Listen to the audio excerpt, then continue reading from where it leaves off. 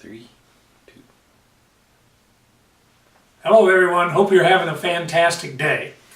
My recent videos on age discrimination prompted an extraordinary amount of comments.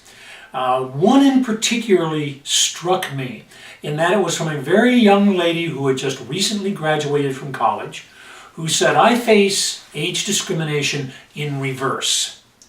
Because of my youth and the fact that I lack any experience, I have been unable to get a job." Now, this has really become a major problem within our economy. And coincidentally, just over the last 2 days, I have read an article on LinkedIn on age discrimination in reverse, and I'm going to include a link in this video to that article. I also saw I won't call it a special, let's say a report on the news last night on the same problem, on the challenge that recent college grads face to land a job. So I thought timing is perfect. Let's address that issue. So I am going to cover this in detail. This is going to be a fairly long video, but it's going to be very important, and it will contain some rock-solid ideas to help young recent college grads secure a new challenging opportunity. But first, let's take a look at some of the frightening statistics. 53% of grads over or from the past 5 years are either unemployed or underemployed. On average, in 2012, millennials will have $25,250 of student debt, which is double from 2005. Currently, there are more recent grads employed as waiters, waitresses, and bartenders, rather than being employed in their field of choice. Interesting as well is that 53% of young adults between the ages of 18 and 24 live with their parents. 29% of young adults 25 to 34 live with their parents. In 1980, only 10% lived with their parents. And this year, in 2012, 85% of college seniors are moving back in with their parents after graduation. Now, those are frightening statistics, and it points out the problem that recent college grads face in securing a new position. But there's something else we need to address as well, and that's the challenges in our economy. Now, I'm probably going to get a lot of hate mail, but we need to address some very serious issues because it is impacting the opportunities for your securing a new position. So let's take a look at some of those challenges. Now, I don't care whether you are a Republican or a Democrat or an independent, far left, far right, that's not of concern to me. But what is relevant, whether you agree with me or not, our current administration has a stranglehold on free enterprise. And free enterprise is the engine that drives growth, not government. Let's take a little bit closer look because this is very relevant. First of all, our economy faces extraordinary uncertainty. There is weak consumer demand. There are declining incomes. There is a global recession. Secondly, we face extraordinary tax increases. This video is being shot just before the vote on the Obama tax increases proposed for 2013. So I don't know whether we're going to go over the fiscal cliff or not. However, that is actually irrelevant because regardless of what happens, we will still face some extraordinary challenges with tax increases. And too much emphasis is placed just on federal. We need to look at the total picture, which includes federal, state, local taxes, as well as commodity taxes like gasoline, healthcare taxes like on Obamacare, local use taxes like toll roads, permits of every type, usage fees, things like driver's licenses and automobile registration fees. These are all going up, and they all have an impact on the challenge of securing a new position. Our economy also faces excessive and oppressive regulations. These oppressive regulations are holding entrepreneurs back from starting new ventures. There is, in 2012, there is a lower number of new startups. But the most important statistic is that there is also a lower number of employees within each new startup. So that is having a very oppressive impact on hiring people. A couple of more relevant statistics regarding income. Median household income in January of 2009 was $55,198. In 2012, the median household income was $50,678. Median net worth in 2007 was $126,400. In 2010, median net worth declined to $77,300.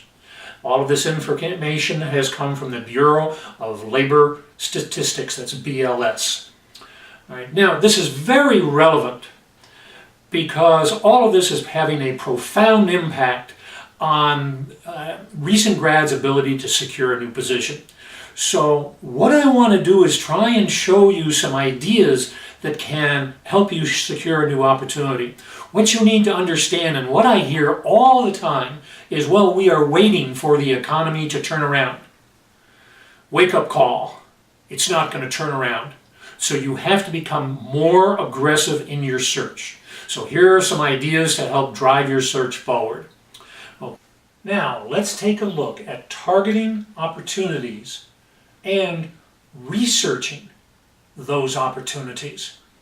Now, every college career counselor or career coach or human resource person will suggest to you that you should research the company to make you more marketable when you go into an interview. Well, now, that's a stroke of genius. No kidding. Who wouldn't think that would be the case? But here's what most people do, particularly young grads, when they are researching an organization.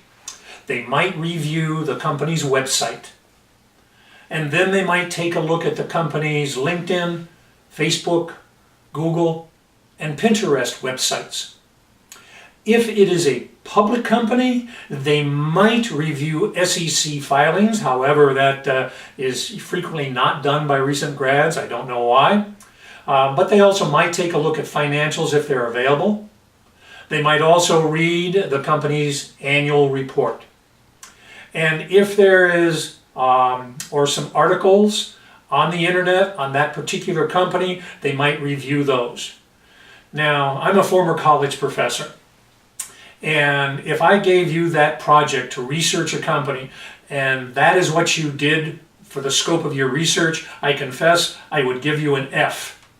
And I would not encourage any company to hire you, and if a company did hire you, I would probably encourage them to fire you.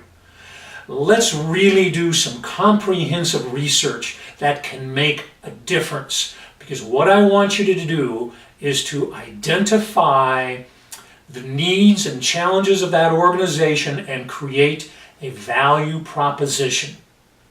So here are some things that you can do in research that are beyond the basics.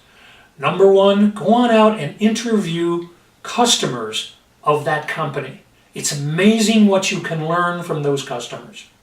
Number two is interview vendors. Find out who your targeted company is doing business with for the raw materials or merchandise that they are buying.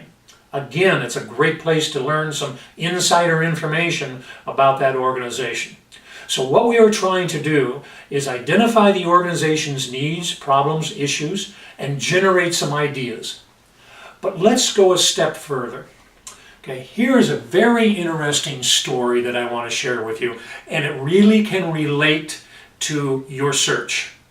I had a young recent grad come to me and say, Don, I would love to go to work for the Starbucks Corporation. Now this was many, many years ago when Starbucks was just a regional franchise organization up in the Pacific Northwest. She wanted a position as a merchandiser. She had virtually no experience. She said, I have tried everything, Don, to get into that organization. I cannot get an interview no matter what I do. So I said, if you follow my suggestions, I'll get you in the door, and then it'll be up to you to close the deal. But here's what I want you to do. I want you to go to 3 different Starbucks locations: urban, suburban, and rural. I want you to sit there for an hour in each location, do a customer count. I want you to look at the merchandising within the store. I want you to walk around the neighborhood and identify who the competitors are.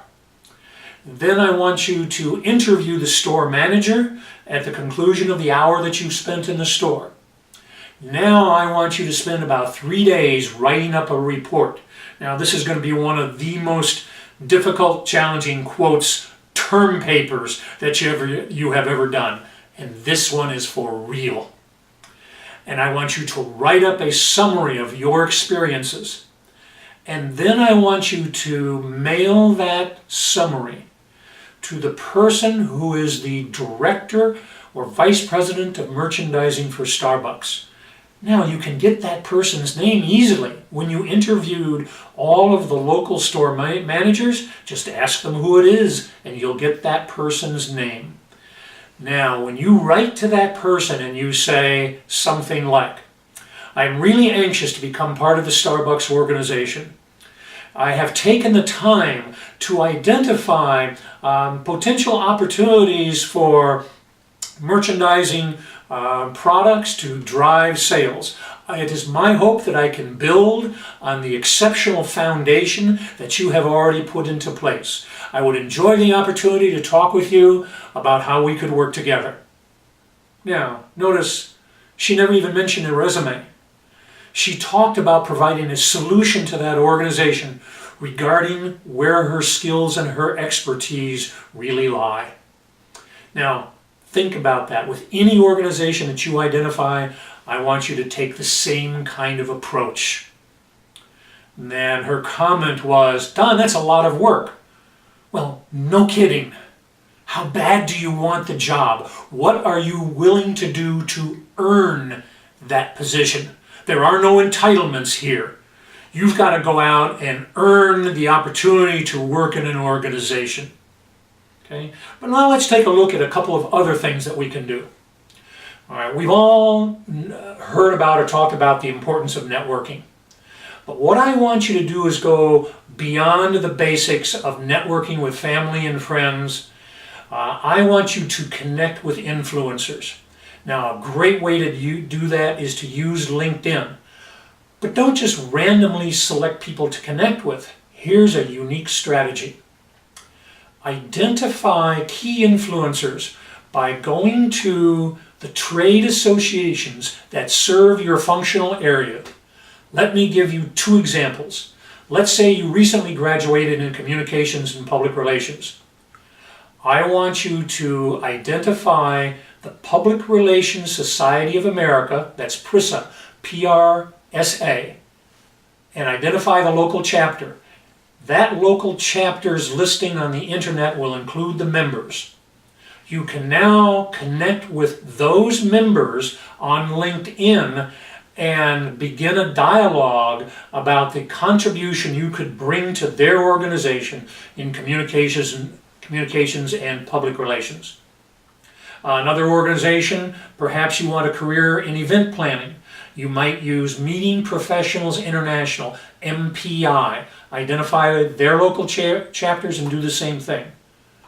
Now, regardless your functional area, there are trade associations that serve your industry or your functional area. Identify those and connect with influencers and present your value proposition to those influencers, and it will open up doors of opportunity. So there's been a lot of information here. I've just scratched the surface, but hopefully this will be of benefit to you in your search. So I wish you the very best of success. I'd love to hear from you and on how your search is going. And while my particular focus is on working with senior level executives, if you're a senior exec looking for a new challenge and you want to get connected, we can make it happen. So I would enjoy talking with you. So best of success to all of you. Have a fantastic day. Look forward to seeing you in another video.